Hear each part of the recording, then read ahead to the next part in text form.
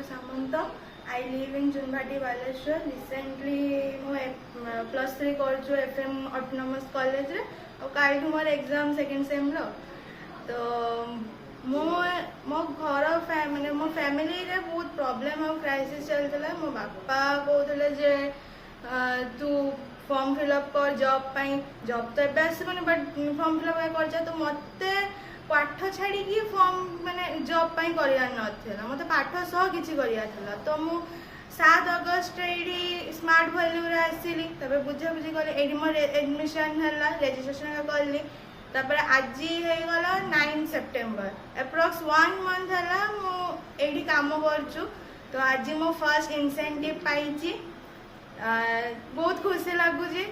देख मामा रो भी एक्सप्रेशन ता देखार अछि आज तबे नेक्स्ट जे डेज गुड़ा आसुची सेडी भी मु भल से आउरी हार्ड वर्क करमी मोर एफर्ट्स देमी सेठी थैंक यू।